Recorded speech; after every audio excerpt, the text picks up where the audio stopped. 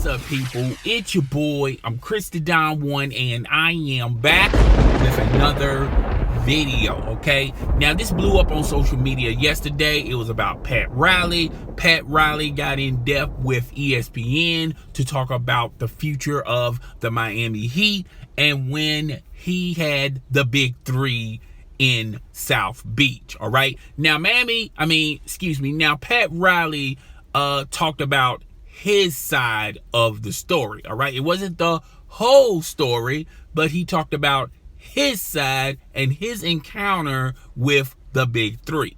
So we're going to be talking about the whole story in general. But before we get into that particular story, we have to talk about what Pat Riley said with ESPN The Magazine. Now, basically, in a nutshell, Pat Riley talked about how and why the big three broke up. All right, it was at the end of the finals.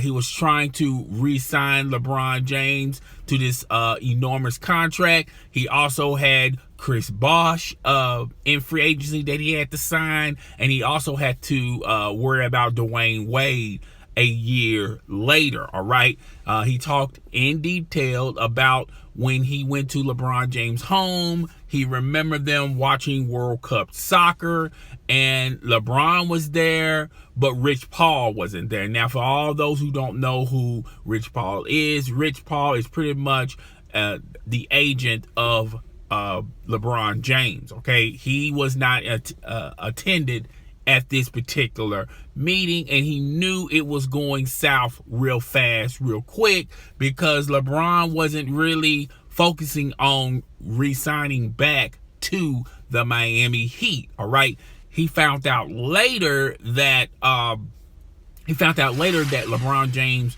wasn't going to sign with the Miami Heat, and he chose to go back home to Cleveland. Now, Pat Riley said in this particular article he was very bitter, all right, towards LeBron James. He felt LeBron James abandoned him, and he really was inside his feelings, and he was going to do something similar to what Dan Gilbert did to LeBron James when LeBron James left him. All right, when you read this whole article, you get the sense of it was a lot of egos, massive egos, and there was one ego in particular that was crushed. All right, and that particular ego was Pat Riley. All right, now let's talk about how the big three formed. Okay, the big three really formed because of the simple fact of it was LeBron James at his peak, at his pinnacle. All right, he could not attract big name free agents to Cleveland. All right, and he knew it was going to be a hard task to do. Now, one agent in particular, one free agent in particular, they had the opportunity to sign for Amari Stoudemire. All right, and Amari Stoudemire said no, he does not want to play even at the apex of LeBron James, and LeBron James can do more with less. I mean, you guys have to remember, LeBron James back in his first stint with Cleveland when they played the San Antonio Spurs, it was pretty much LeBron James and a cast of, some players from from the D leagues, from other teams that just didn't pan out, just didn't work out. It was not like he had another superstar with him when he took Cleveland to the NBA Finals. All right, and he just couldn't get those big name free agents to join Cleveland because, let's just face it, Cleveland, when you look at it as a city, it's a place where a lot of NBA players don't feel appealed to sign with Cleveland and live in Cleveland, Ohio. Let's just face facts. It's cold there, all right? So if it's not a big name city like Chicago, like New York, or like LA, or like Dallas, or like, let's just say Miami, which in all purposes, that's who he chose. Even to Golden State, California in Pacific, when you talk about Cleveland, Ohio, it's just not a place that's going to attract free agents simply because of the area where LeBron James lived, Cleveland, Ohio, Akron, Ohio, to be exact. Okay, so LeBron James knew when his deal was up. When his deal was up with Cleveland, he knew in the back of his mind he wasn't going to re-sign with Cleveland. Now, he pulled Cleveland along, played Cleveland along to a certain extent, to a certain smaller extent. He played with them just a little bit to make them think that they had an opportunity to re-sign LeBron James, but the writing was on the wall. If you could not see the writing, you was a blind man, all right? LeBron James couldn't attract anyone to come to him, so the only option LeBron James had was LeBron James would have to ultimately go to another city or a team that had pieces that may attract bigger names to that particular city, and his friendship with Dwayne Wade. Not to mention, LeBron James had certain issues with Dan Gilbert, all right? Particularly in his last year when LeBron James wanted his whole crew to join him on games.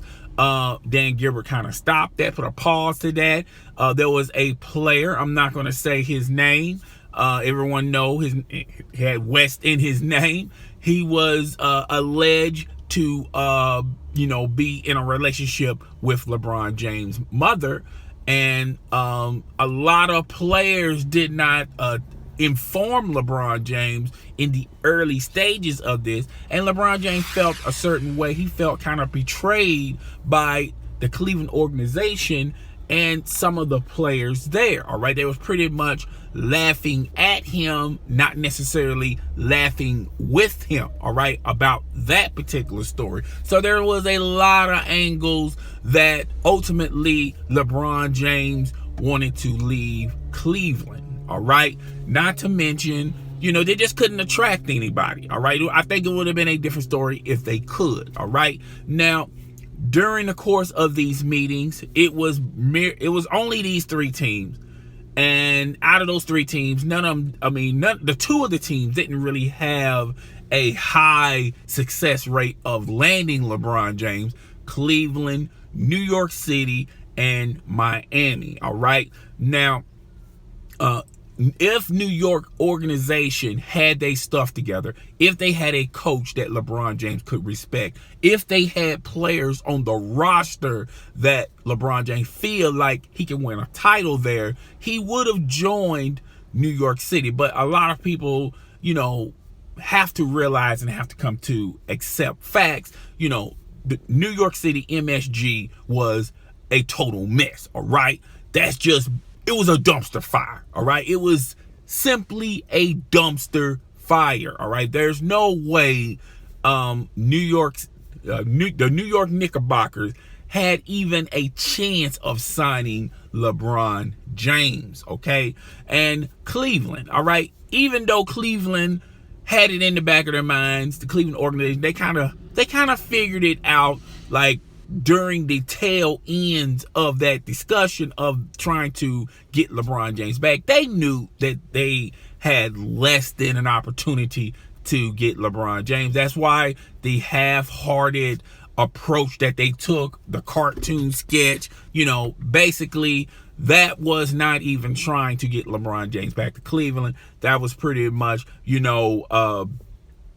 a farewell tour, sort of speak, all right? They knew they didn't have a shot in the dark to land LeBron James. A lot of people who worked in the Cleveland organization knew that.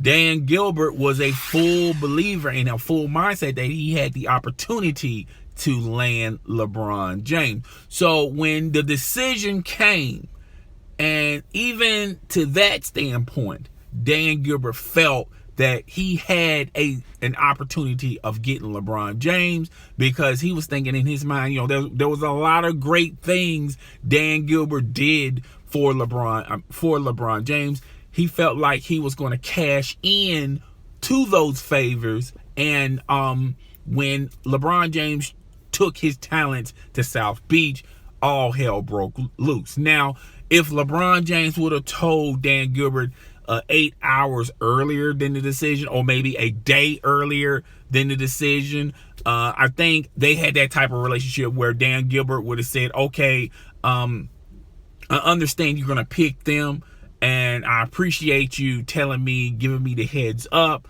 You know, I felt like Dan Gilbert was that type of individual that would not, you know, expose it to the world before LeBron James could even make his decision. I don't think he was that salty or petty, all right? But he was, a lot of people felt like he was upset that LeBron James left him. No, he was upset that he had to find out, just like the rest of us found out, that he chose Miami. But if you had your ear to the wall, everyone saw this coming, all right? Anybody that had their ear to the wall and really can see through all the words and all the lies and all the misconceptions, we all knew that this man was going to take his talents somewhere else, all right? Let's just be fair. Let's just be honest. Let's be real, okay? So, LeBron James signs with Cleveland, all right? They do this big parade, this, that, and the third. LeBron James is feeling comfortable.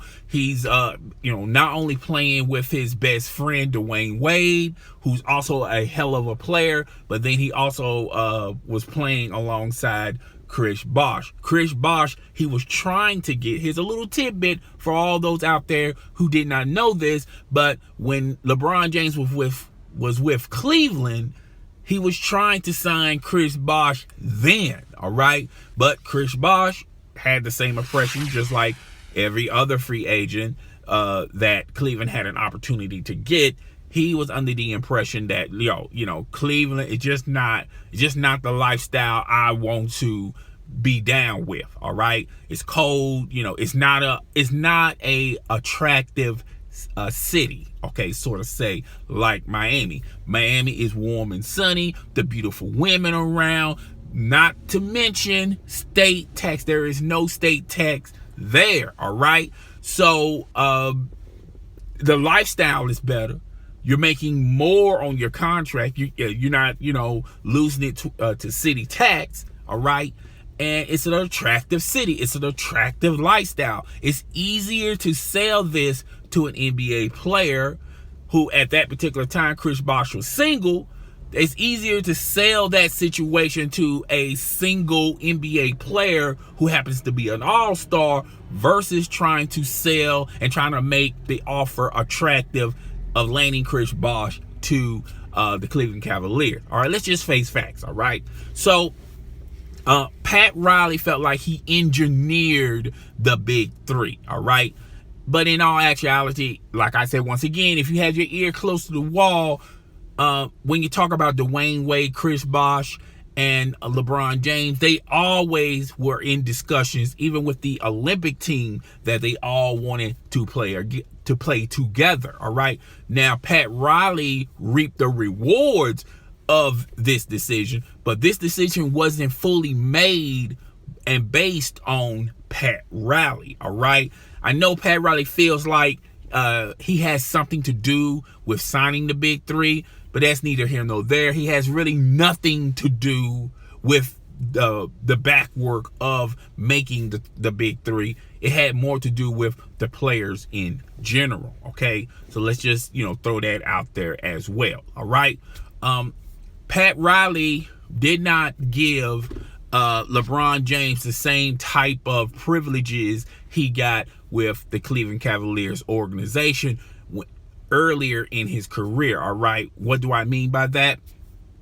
Cleveland as an organization would pretty much allow LeBron James to be whatever he wanted to do at that particular time. He would give tickets to all his friends. His entourage, his posse would be backstage, would be in the locker room. His family, when you talk about his mother, he will the Cleveland Cavaliers organization would allow LeBron James' mother to sit up close and in front of the action. Nothing wrong with that. I'm just stating the obvious that, the Cleveland Cavaliers did everything within their power to make LeBron James comfortable, to make LeBron James happy. All right.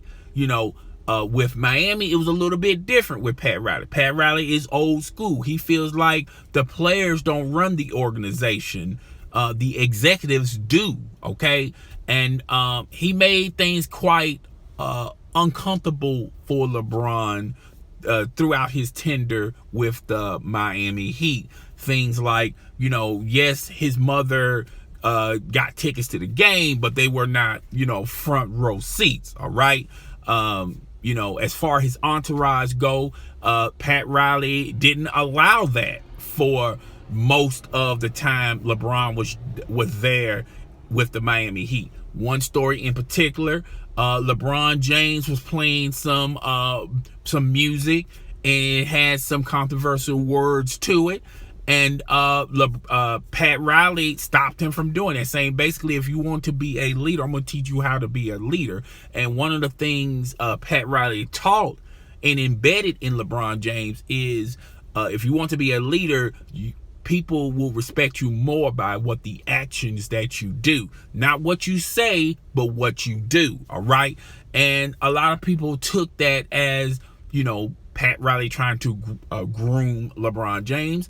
Others, and when I mean others, fans as well as people who are around LeBron James, they deemed this as, him trying to give him a back seat, taking away LeBron James' power. All right. LeBron James tolerated it just a little bit, because, when you talk about their success rate, they were very successful. All right. So, yes, LeBron James knew in the back of the mind there are certain things that he couldn't get away with in Miami like he could with Cleveland, but he tolerated it because of the success rate. The success rate was flourishing. All right. It was everywhere. All right. They had seasons where they won 60 plus games. They had seasons where, not only he was the MVP, but they won championships. He was the finals MVP.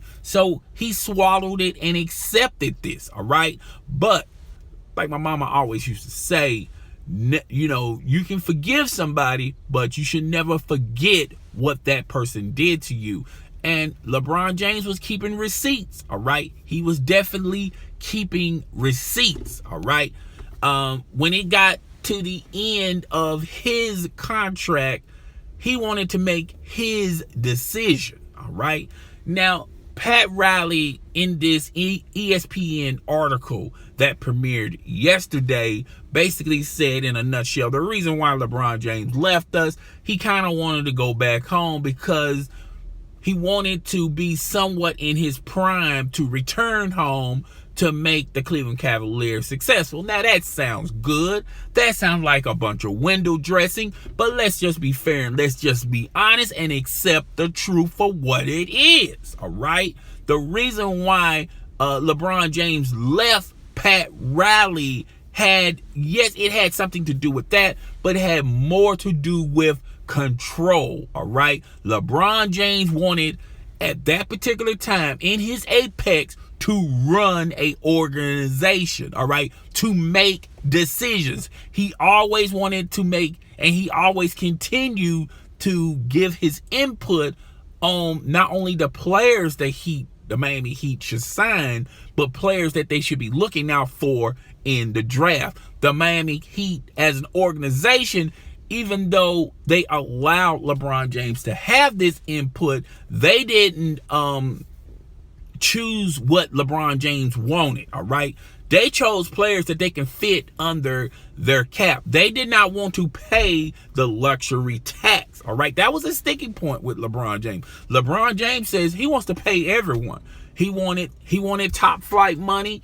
D-Wade wanted top flight money. LeBron James was endorsing that. Chris Bosh wanted top flight money. LeBron James was endorsing that. And there was going to add other pieces. And if those other pieces, meaning Carmelo Anthony, wanted a top flight contract, he expected the Miami Heat organization to do that, to respect his wishes. LeBron James wanted control with the Miami Heat, and Pat Riley wasn't going to relinquish it. All right. He was not going to let this go. Okay. This was not going to be easy. All right. And like I said earlier, Pat Riley is an old school guy. All right. And he's built differently from other people and other organizations. He feels like the executives should run the organization, not the players. And LeBron James saw that. LeBron James is a smart man. Rich Paul is a smart man. All right. They all are smart men. The best decision for LeBron James to make at that particular time was to go back to Cleveland. It was not to go to give the New York Knicks a shot. The New York Knicks was a dumpster fire then, and they're a dumpster fire now. Why would LeBron James want to put himself in that situation? If you talk about the LA Lakers, a lot of people have speculated that, well, maybe he'll go to the LA Lakers. It's a bigger market. It's the same climate as Miami. All right. The lifestyle is more acceptable. It's the same thing. But at that particular time, the LA Lakers was in transition mode. They didn't know what type of coach they was going to pick. They didn't know what type of players that they should support or pick. They were just in transition mode.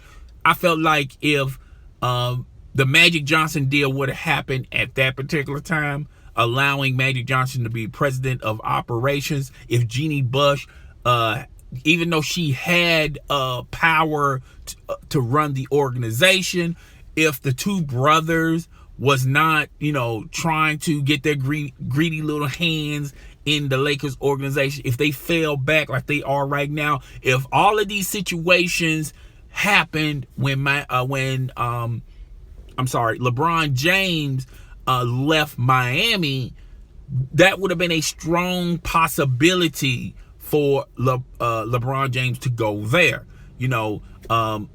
Magic Johnson, if he was president of operations back then maybe, him not only signing LeBron James, but Dwayne Wade, and giving LeBron James an input on what players he should want. Now, the sticking point, what would make life uncomfortable for LeBron James, as well as Magic Johnson, as well as Jeannie Buss, is, yes, we can get those players, but we too have to have the same model as the Miami Heat, meaning we're going to stay under the salary cap, dog. We may go a little bit over, but we're not going to go far over, all right? So that would have been the sticking point, all right? But the best decision LeBron James made was to go back to Cleveland. Why? Because he can run the organization. Dan Gilbert can take a back seat. He's not going to be in LeBron James' way. David Griffin, yes, he's president of operations, but he's a type of GM. He's a GM. I'm sorry, not president of operations. He's a GM. Excuse me. Okay. But him being a GM, he would try to get the players LeBron James want, and the players that can put LeBron James in positions of championships. Okay. So, not to mention, a lot of people have to give Dan Gilbert credit on this level. He was pretty much the only owner that would spend the money and also go over the salary cap, pay a luxury tax just to accommodate not only LeBron James but himself, because he knew that LeBron James with some other talent could contend for titles and win titles. Okay, so that's in a nutshell what truly happened, what truly transpired between Pat Riley and LeBron James, why LeBron James went back to Cleveland. It sounds nice and all. Pat Riley thinks this way, but Pat Riley is a smart businessman. He knew that LeBron James really left him more for control than just going back home. All right. And the Cleveland Cavaliers was pretty much the only organization that was willing to just give LeBron James what he wants. Because look at their track record when LeBron James was with them the first go around. They was pretty much giving LeBron James what he wanted then. All right. There were some limitations because at that particular time, you have to accept this, that they felt like they had LeBron James under control, meaning that they was going to be the only team that could give LeBron James a max contract when he was a free agent. They felt like they had all the chips, they had all the cards, and they felt like they can just, give him a max contract and that will be fine. But what they wasn't anticipating was LeBron James big mega deals off the court. All right. He's got a lifetime contract with Nike. All right. That pays him a lot of Benjamins. All right. He also flourishing with commercials, ad commercials like Kia, Samsung, just to name a few. There's a lot of organizations, a lot of companies out there that want LeBron James. Okay. And everybody wanted to ride, that hype train. All right. LeBron James was the it factor. All right. Not so right now. I think Steph Curry got an edge on that. And this season is going to determine who is going to get the off-season contracts. The off-season sponsors. All right. This is going to tip the scale, sort of say, if LeBron James wins another title, then the pressure is going to be on Steph Curry. Those endorsement deals are not going to come often. They're not going to be coming knocking on the door asking for Steph Curry to sponsor this product, to sponsor that product. I think a lot of major sponsors are waiting to see who wins these finals, and whoever wins, LeBron James or Steph Curry, that's going to be the person that's going to ultimately get the power on the sponsor contract deals. This is not what this video is about. I don't know why I spiraled into that, but if LeBron James win a title with Cleveland, that's 2 titles. All right. If he wins a title, we have to take this discussion into another level, which is he in the same stratosphere as Magic Johnson,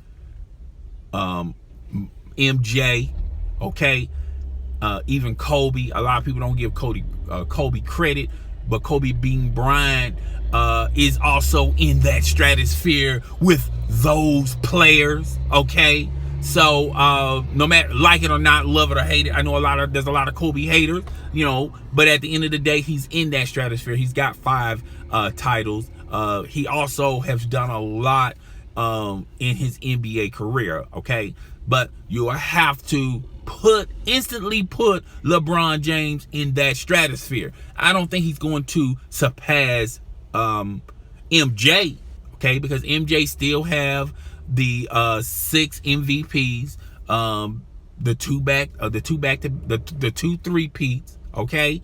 And the Jordan brand is enormous. Michael Jordan haven't played basketball in over a decade, all right? And still, he's larger than life. It's going to take a long time for LeBron James to do that. If, like I said, if he wins this title, he's in the discussion. He's in the stratosphere. If he wants to surpass MJ, he's going to have to probably win another title and probably have to have a phenomenal season. Back that up a second. not only he's going to have a phenomenal season, but he's going to have a phenomenal individual regular season. All right. He's going to have to probably win another MVP, which he can. Don't get it twisted. But as far as him surpassing MJ, that's what pretty much he's going to have to do. Okay. But if he wins a title this year, he's in the stratosphere. He's in the discussion of greatest of all time. Bill, Magic, Larry, MJ, Kobe, and LeBron. They're all going to be in the same stratosphere, all right? But guys, tell me what you think. Rate, comment, subscribe. It's your boy. I'm Chris the Don One, and I am out.